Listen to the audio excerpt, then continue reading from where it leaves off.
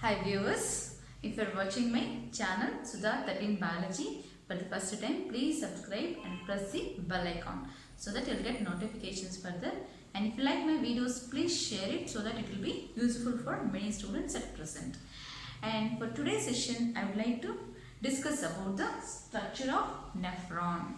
So in the previous session, we have been discussed about the complete human excretory system parts as well as the longitudinal section of kidney. And now coming to the structure of nephron. So around 1 million of nephrons are present in each kidney. 1 million of nephrons approximately. And each kidney is containing this much number of nephrons.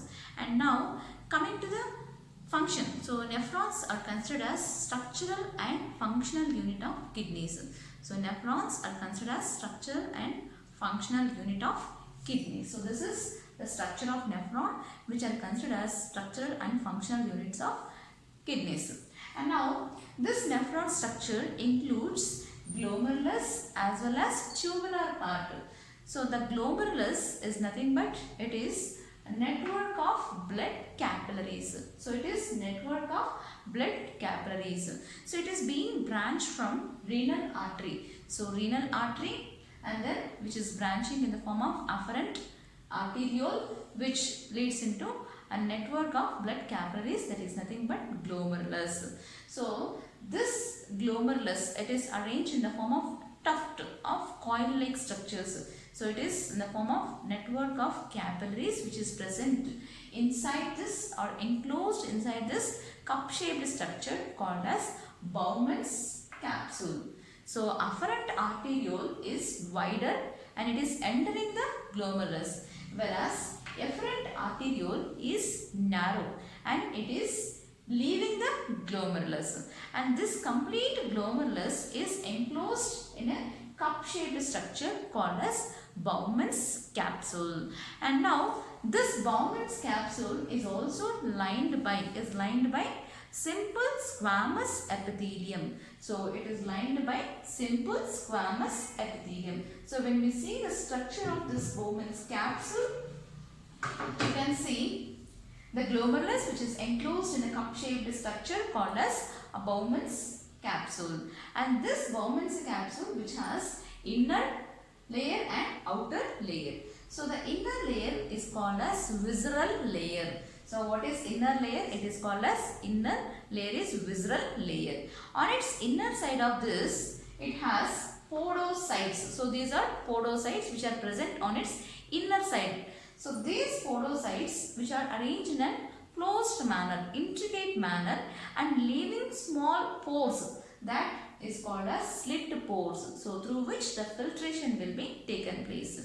And the outer layer of Bowman's capsule, it is a parietal layer. So this is a parietal layer which is made up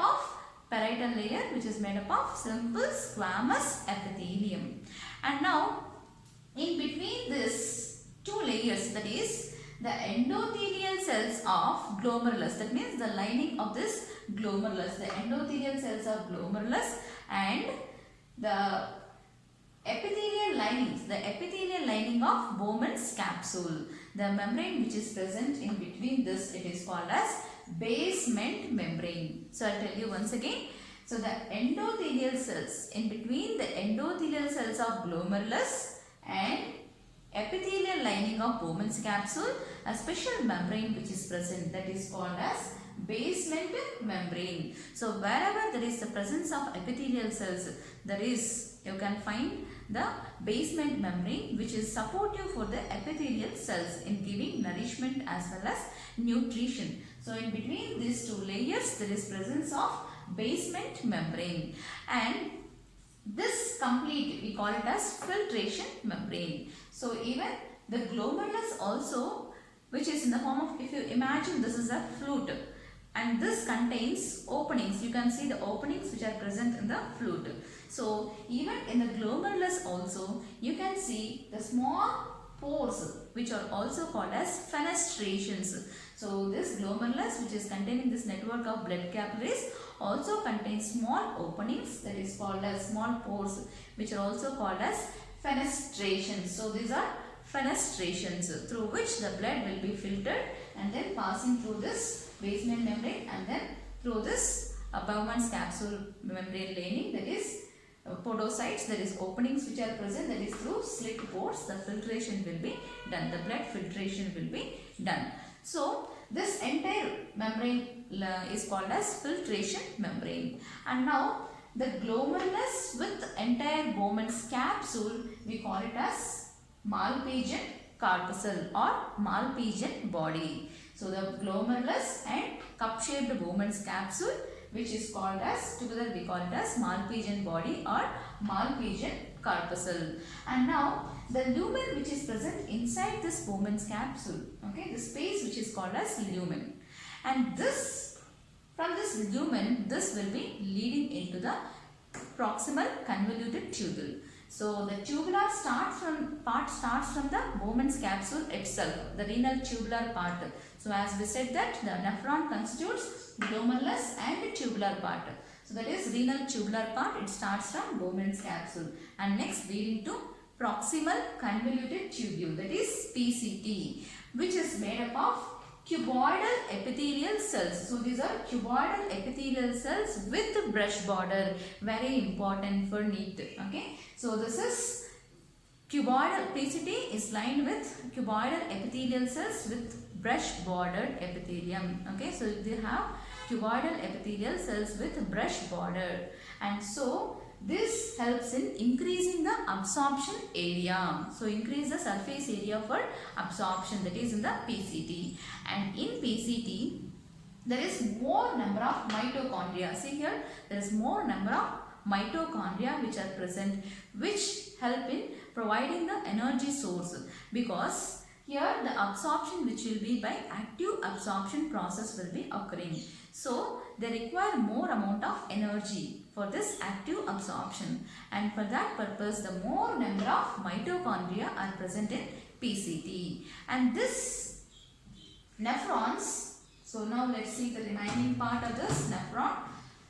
This nephrons, which are, we know that it will be starting from the cortex region and it will be extending up to the medullary region. And you can see the glomerular part, the Bowman's capsule, this is in the cortex region itself.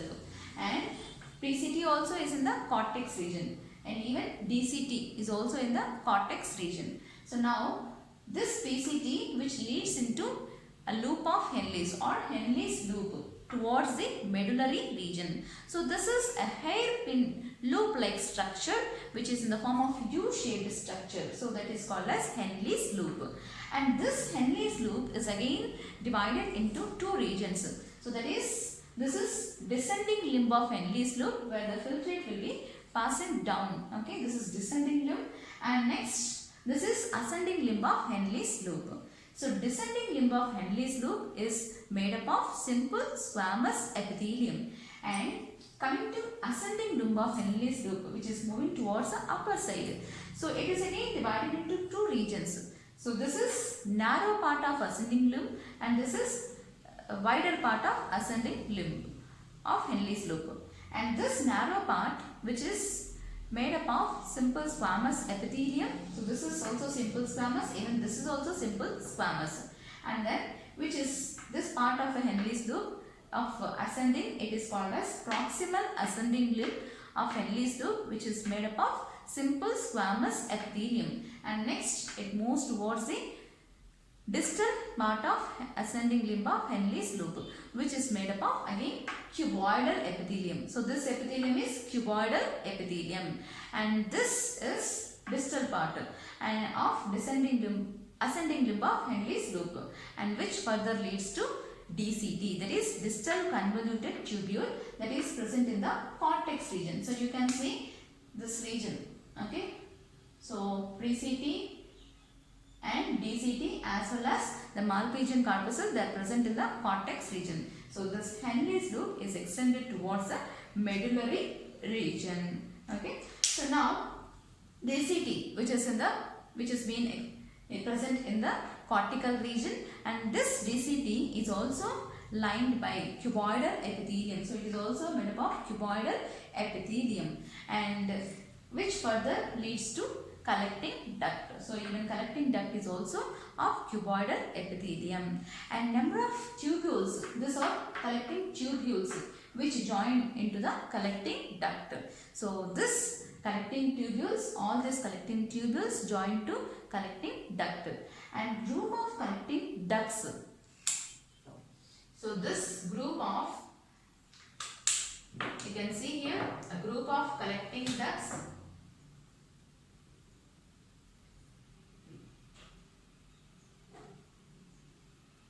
will join to form a common duct called as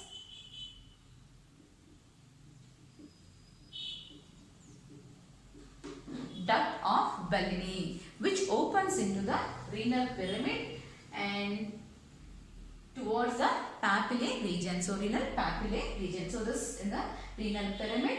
So as you know that it is being extended towards the renal pyramid region, that is medullary pyramid, and this collecting duct, all collecting ducts unite to form a common duct called as duct of Bellini. So this join at the pelvis, renal papillae region and moves towards the calyx and leading to calyx and then leads to pelvis region, where the nephric filtrate, whatever it is being collected, the nitrogenous waste will be sent out through ureters. Okay, so that is how this will be connecting. So this is about the complete structure of nephron. And there is two types of nephrons, that is cortical nephrons as well as juxtamedullary nephrons.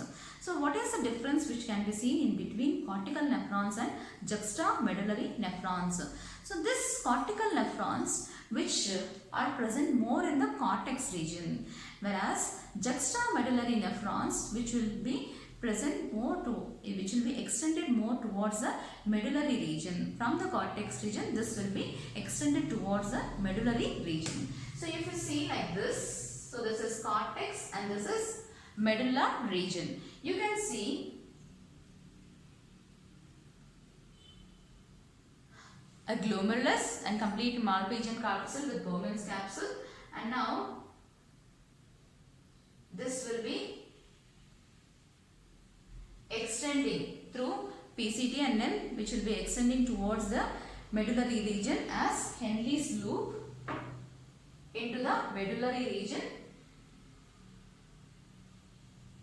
Okay, so if the medullary region which has a long Henle's loop, so if the Henle's loop is extended more towards the medullary region, so then that nephron, it is called as juxtamedullary nephron. Whereas cortical nephron, I will show you the cortical nephron.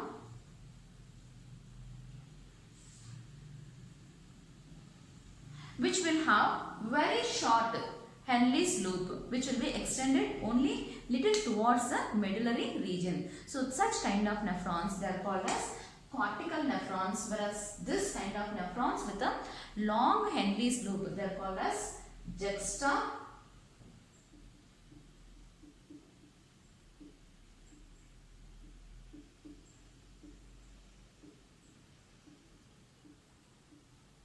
juxtamedullary nephrons, whereas with a short Henle's loop, they are called as